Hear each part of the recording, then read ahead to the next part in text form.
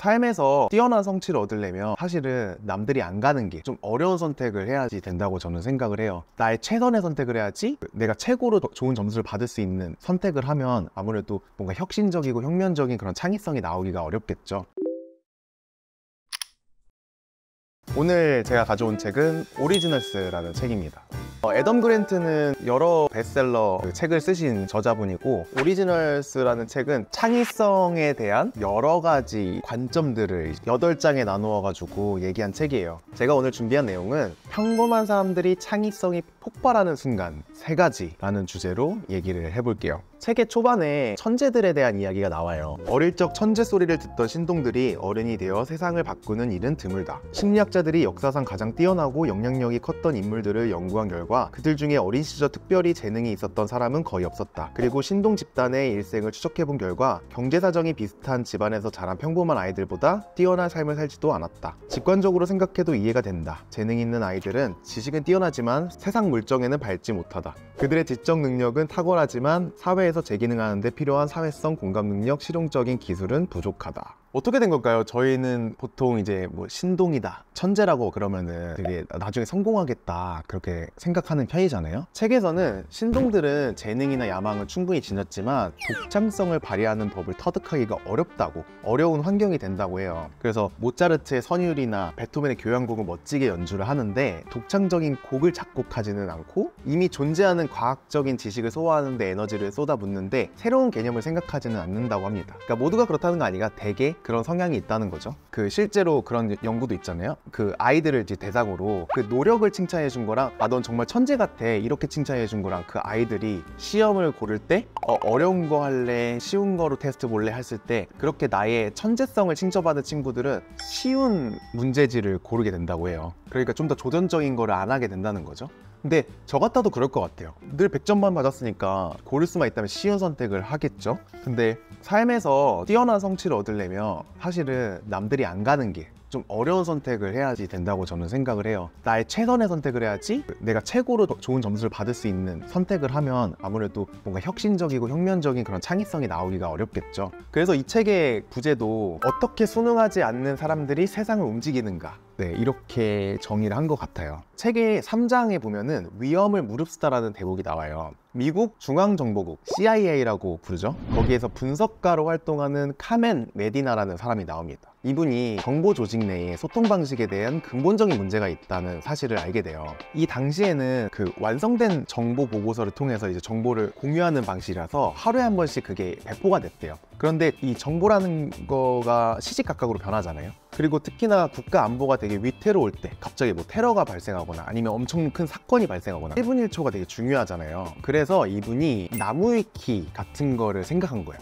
그러니까 누구나 인터넷 정보를 업데이트 할 수 있고 그 정보가 나올 때마다 한 곳에 입력을 해서 실시간으로 이걸 업데이트를 하는 거죠. 그런데 이 아이디어가 묵살이 됩니다. 그런데 메디나는 여기서 물러서지 않고 계속 이주장을 했어요. 그러다가 결국은 이제 주변 동료들이랑 멀어지고 나중에는 이제 승진해서 밀려서 다른 직무로 옮겨졌대요. 하지만 3년 뒤에 그녀는 정보기관끼리 서로 정보를 교환할 수 있는 내부자용 위키피디아인 인텔리피디아라는 플랫폼을 만들게 됩니다. 이 플랫폼이 몇 년 만에 50만 명이 가입하게 되고 100만 페이지가 넘는 정보가 쌓이면서 630만 조회수를 기록한다고 해요. 그래서 제가 찾은 평범한 사람들이 창의성을 폭발하는 순간 첫 번째가 진언하기예요. 이 에피소드를 들으면서 예전 회사 생각이 나더라고요. 제 책 럭키드로우를 읽으신 분들은 아마 기억하고 계실 에피소드인데, 제가 문구회사를 다닐 때 갑자기 이제 중간관리자가 들어오게 돼요. 그 매니저분이 패션 업계에서 굉장히 오랫동안 일을 하셨던 분이라서 저희 이제 문구 제품들을 패션 박람회 같은데 이제 가서 뿌리고, 제가 생각할 땐 좀 어울리지 않는 그런 셀럽들이랑 같이 협업해서 마케팅을 하려고 하는 거예요. 그 당시에 저희 고객들은 집에서 조용히 이제 다이어리 꾸미고 그리고 열심히 일도 하고 취미도 하고 귀여움한 거 좋아하는 성향들이 많았는데, 갑자기 막 블랙, 뭐 블링블링, 골드 막 이런 시크한 브랜드로 막 만들어서 이분이 약간 인싸놀이를 하려고 하는 게 보이는 거예요. 그래서 제가 엄청 반대를 했어요. 그거에 대해서 계속 이분이랑 갈등이 있으니까 결국 파워가 있는 사람은 이분이잖아요. 그래서 제 주변 동료들이 저의 의견과 동의를 하면서도 제 말에 힘을 실어주지 않고 점점 저랑 이제 멀어지게 됐거든요. 그래서 나중에는 호텔을 빌려서 그 매니저가 모델들 불러오고 거기서 이제 막 파티 같은 걸 했어요. 럭셔리한. 근데 몇 개월 전에 그만둔 인턴도 초대를 받았는데 저는 초대를 초대를 못 받았어요. 그리고 제가 그 회사를 잘렸죠, 하루아침에. 그러고 이직을 몇 번 하고 마지막으로 이제 갔던 회사가 인테리어 회사였어요. 근데 그때 저는 그 마케팅 팀에 들어가서 일을 했는데, 실제로 저희 1년 만에 팔로워가 5만 명에서 10만 명이 됩니다. 그 인테리어 회사 사장님은 제가 디자이너지만 저한테 마케팅 자문을 구했어요. 그리고 그때 저희 잠재 고객들이 굉장히 많을 것 같은 그런 인플루언서를 저희가 찾아가지고 협업을 했는데, 그게 이제 크리스 업 줄리아라는 블로거예요. 그래서 그때 같이 협업해서 만든 라인이 진짜 대박이 나서 그때 팔로워가 진짜 급증합니다. 그 목표 연매출도 일찍 달성을 했어요. 되게 전 또 엄청 사장님한테 신임을 받고 컴퓨터도 제일 좋은 거 사주고 칭찬받으면서 회사 다닌 기억이 있어요. 그리고 그 문구회사는 제가 찾아보니까 망한 것 같더라고요. 한번 의견이 묵살되었을 기회를 엿보고 재차 시도한다는 것 자체가 대단한 것 같다는 생각이 들어요. 그러게요, 어떻게 그랬지? 어릴 때 팩이었던 것 같아요. 이렇게 얘기를 들으면 뭔가 창의성을 위해서는 굉장히 리스크를 지어야 하는 것 같잖아요. 근데 여기서 또 중요한 대목이 나오더라고요.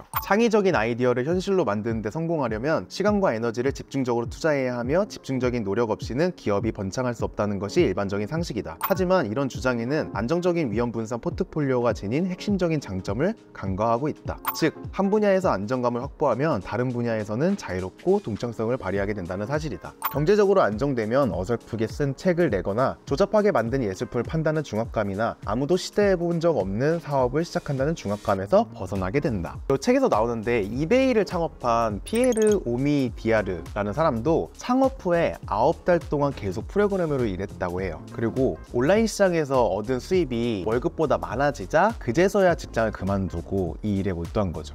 그리고 인데버라는 회사의 공동 창업자인 리다 로텐버그, 이분도 최고의 기업가들은 위험을 극대화하지 않는다라고 했어요. 우리는 가끔 이제 어떤 일 할 때 배수의 진을 치다라는 말이 있잖아요. 원하는 게 있으면은 테러를 없애고 나 앞으로만 나가야 돼, 이렇게 죽기 살기로 이제 하겠다는 그 정신. 근데 저는 이게 또 어떤 나의 행동력을 높일 때는 또 굉장히 좋은 방법일 수 있는데, 창의적인 생각을 하는 거에서는 배수의 진을 치는 게 어쩌면 방해가 될 수 있는 것 같아요. 조금 더 내가 사회적으로 심리적으로 안정된 상태가 돼야 좀 더 창의적인 얘기가 나올 수 있을 것 같아요. 그래서 제가 생각하는 평범한 사람들이 창의성을 폭발하는 순간 두 번째는요, 미둘구석을 만들고 행동하기입니다. 저도 퇴사하고 유튜브 한 걸로 되게 유명하잖아요. 근데 저는 사실 회사를 다니면서 유튜브를 시작을 했어요. 한 10개월 정도 유튜브랑 회사 생활을 병행하면서 할 때쯤에 비자가 거절돼서 사실 퇴사하게 된 거예요. 제 의지가 아니었어요. 그리고 그때 제가 구독자가 한 4만 명 정도 됐고, 당시에 이제 유튜브 수익이 별로 없었는데 저는 한국으로 돌아와서 전업으로 이제 크리에이터를 시작을 합니다. 근데 제가 그렇게 할 수 있었던 것도 제가 부모님 집에서 살았기 때문이에요. 먹고 자는 거 해결되죠. 그리고 그때 코로나라서 친구도 못 만날 때요. 그러니까 돈 나갈 때도 없어요. 이것도 해보고 저것도 해보고 할 수 있었던 거예요. 그리고 드로앤드 채널이 잘 되니까 다른 채널도 하고 책도 쓰고 사이드 프로젝트도 하고 그럴 수 있었던 거예요. 어떠한 믿을 구석이 있으니까 이 정도는 실패해도 괜찮아 하는 마음으로 이제 한 거죠. 그리고 저는 사이사이에 실패한 게 진짜 많아요. 제가 이게 잘 된 것들만 이제 부각이 되니까 뭐 하는 것마다 되게 잘 돼 보이지만, 제 영상 진짜 조회수 안 나온 거 되게 많고, 뭐 성과가 그저 그랬던 프로젝트도 많고, 뭐 작년에 했던 자기개발 키트도 사실 적잖았잖아요. 근데 또 할 거예요. 올해 또 지금 준비하고 있고, 다음 주에 또 미팅하기로 했고, 근데 이게 제가 감당할 수 있는 만큼이었고, 올해는 더 잘할 수 있고, 또 저 믿을 구석이 있잖아요. 저도 이 문단 공감했어요. 보통 모든 걸 쏟아부어야 한다고 생각하는데, 저도 직장 다니면서 사업을 하다가 사업 매출이 월급 3배가 됐을 때 퇴사했는데, 확실히 정신적 부담이 덜하니 사업에 더 집중하고 안정성을 높여서 지금은 상향 평준을 유지하는 것 같아요.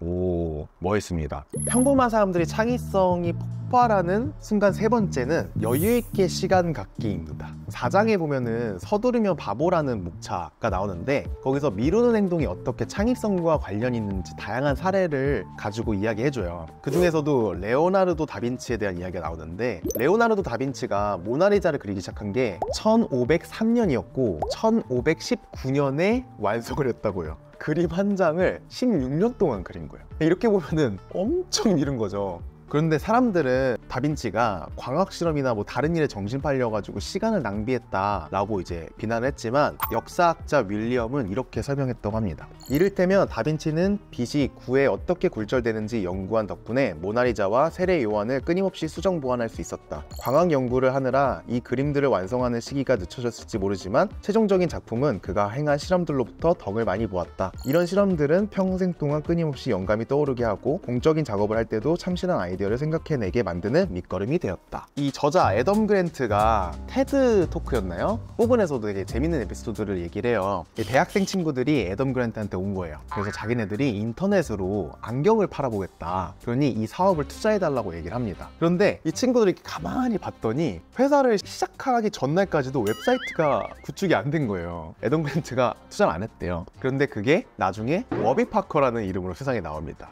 안경업계의 넷플릭스라고 불리면서 혁신적인 기업으로 확 떠올랐어요. 그때 그 애덤이 이제 투자를 했어야 되는데 뭐 우스갯소리로 이제 자기 와이프가 이 투자를 관리한다고 뭐 이런 식으로 강연에서 얘기해서 이제 막 그 객석에서 막 웃음이 터지고 그랬는데, 아무튼 이 실제 연구에서도 일을 일찍 처리하는 사람, 마감 시간까지 다 달아서 이제 끝내는 사람이 있을 때 그 중간에 적당히 일을 미루면서 하는 사람들이 창의성이 가장 뛰어났다고 해요. 저도 한 가지 에피소드가 있는데요. 첫 책 럭키드로우가 사실은 한번 계약 파기를 했었어요. 원래는 다른 출판사에서 밀레니얼 후배의 앞서가는 비밀노트라는 제목으로 나오려고 했는데, 당시에 이제 책 표지 디자인을 받았는데 너무 마음에 안 드는 거예요. 그래서 그 출판사랑 정말 대파 싸웠습니다. 그러다가 계약 파기를 했어요. 원고를 다 완성했는데 이 원고를 못 쓰게 돼버린 거예요. 계약을 파기하니까 어쨌든 편집한 부분이 있으니까 이거를 어떻게 해야 되나 하다가 이제 다른 출판사랑 계약을 다시 하게 돼서 원고의 한 70%를 다시 썼어요. 그 처음에 밀레니얼 후배 앞서가는 비밀노트 그 책은 이제 저의 스토리가 30%만 짧게 들어가고 나머지가 이제 실용서 느낌으로 채워졌는데, 근데 저는 사실 그게 마음에 안 들었거든요. 그런 실용적인 부분은 그냥 검색해도 충분히 나오는 거고 그걸로 사람들에게 기억되고 싶지 않고 나의 성장하는 그 서사를 더 자세하게 담고 싶었는데 그쪽 출판사랑은 안 맞았던 거죠. 근데 두 번째 출판사는 오히려 저의 그 서사를 높게 쳐주셔가지고 나의 스토리를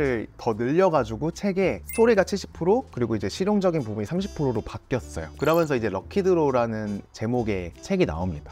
근데 더 대박인 거는 출간이 한 반년이 밀렸어요. 근데 그 반년 사이에 마세스비라는 채널이 떡상을 하게 됩니다. 그래서 그때 그 마세스부로 팝업 스토어도 열고 막 굿즈도 만들고 그리고 막 클래스도 만들고, 그래서 수익이 더 많아지고 이러니까 저의 그런 이론들 그리고 나의 스토리 그런 전개가 더 알차게 채워지는 거예요. 그래서 제가 그동안 또 배운 것들로 더 많은 걸 그 책에 담을 수 있었고, 드로앤드류 채널만 얘기가 있으면 그거 한 번 운이 좋았네 할 수 있는데 다른 시장에 있는 카테고리에서도 성과를 낸 증명할 수 있는 또 하나의 탄탄한 증거물이 생긴 거니까, 그래서 앞쪽 스토리도 더 탄탄해서 더 재밌게 저의 서사를 더 자세하게 담을 수 있어서 제 그런 스토리텔링 방식 때문에 그 제 책에 더 몰입하고 공감해서 읽었다는 이제 평을 받게 된 것 같아요. 어쩌면은 의도치 않게 이 미뤄졌던 프로젝트가 저한테는 약간 신의 한 수였던 거. 한부 후퇴하고 백부 앞으로 나가셨네요. 여러분들한테만 살짝 공개를 해보자면 제 두 번째 신간 제목이 프리웨이예요. 고속도로를 프리웨이라고 해요. 자유로운 방식이란 뜻도 돼요. 자유로운 삶의 방식. 제가 자유를 굉장히 중요시 여기는 사람으로서 어떻게 돈, 시간, 비교, 관계로부터 자유로워질 수 있었는지, 고민, 걱정, 불안, 컴플렉스 이런 걸로부터 어떻게 자유로울 수 있었는지, 그리고 자유롭게 하면서도 어떻게 나를 계속 움직여서 끊임없이 성과를 나게 만들 수 있었는지, 사회적인 성공뿐만 아니라 그 과정에서 나를 좀 지켜나갔으면 좋겠다. 나라는 사람을 버리지 말고 나를 아끼고 귀하게 여기면서 성장해야 내가 진짜 성공했다고 느낄 수 있다. 그런 얘기를 담았어요. 너무 재밌겠죠? 제목 너무 찰떡이지 않나요? 저도 이 제목을 편집자님이 지어주셨는데 너무 마음에 들어가지고 그거보다 좋은 제목을 찾기가 어렵더라고요. 그래서 제가 오늘 준비한 얘기는 여기까지고요. 여러분들 이 책을 읽고 생각나는 것들 말해주시면 같이 얘기해 볼 수 있을 것 같아요. 경제활동을 하면서 창의적인 활동을 하는 것의 밸런스는 어떻게 하면 좋을까요? 그게 이제 제가 그 라이프 스타일을 너무 사치스럽지 않게 하려고 노력하는 부분이 여기 있는 것 같아요. 내가 살아가면서 나에게 생활에서 필요한 돈의 양에 따라 정해지는 것 같거든요. 내가 지금 내 생활을 유지하기 위해서 필요한 돈이 얼마지? 최저 비용이 얼마지? 그거를 좀 생각한 다음에 내가 뭔가 하고 싶은 게 있다면 그거 이상 버는 거에서 일은 좀 줄이고 그 시간을 창의적인 활동을 하는데 쓰기 시작한 것 같아요. 근데 저는 회사 다닐 때도 그랬고 지금도 그렇게 하려고 하는 편입니다. 많은 사람들이 동창성을 발휘하는데 실패하는 이유는 몇 개의 아이디어만 생각하고 그것이 완벽해질 때까지 다듬고 수정하는 데 집착하기 때문이다. 다양한 아이디어를 내는 게 독창성에 가까워지는 방법이라고 하는데, 앤드류님은 자신이 보기에 아이디어가 다양하다고 여기시는 편인가요? 아이디어가 떠오르지 않을 때는 어떤 방법을 사용하시나요? 저는 아이디어가 진짜 많은 사람인 것 같아요. 바보 같은 아이디어 되게 많아요. 매주 새로운 아이디어를 제시하고 이런 컨텐츠 어때요? 이러면서 맨날 막 얘기해. 근데 저는 그 던지는 거에 두려움이 없어가지고 이 사람 초대하면 어떨까요? 막 이랬더니 안 돼 막 이러거든요. 근데 저는 그냥 계속 던져요. 그거를 던지다 보면은 거기서 이렇게 하는 게 나올 수도 있으니까 아이디어가 떠오르지 않을 때는 뭔가를 많이 보는 편이고, 보통 아이디어들은 그런 걸 많이 넣었을 때 문득문득 떠오를 때가 있는 것 같아요. 그리고 그 문득문득 떠오른 아이디어를 내가 내뱉어야 되는 것 같아요. 말로 누군가한테 내뱉거나 글을 이렇게 적어 놓는 거죠. 저는 이제 메모를 핸드폰에 되게 많이 해놔요. 그런 아이디어들. 그걸 나중에 봤을 때 좋은 아이디어가 되기도 하고 그냥 버려지기도 하고 하지만, 크레이지 북클럽은 여기까지 하는 걸로 하고요. 지금부터는 여러분들의 개인적인 고민 아무거나 다 좋아요. 저한테 혹시 물어보고 싶은 게 있으면, 앤드류는 어떻게 생각할까, 행동할까, 이런 것 중에 어떤 주제도 괜찮으니까 댓글로 알려주세요. 그럼 제가 한번 답해 보겠습니다.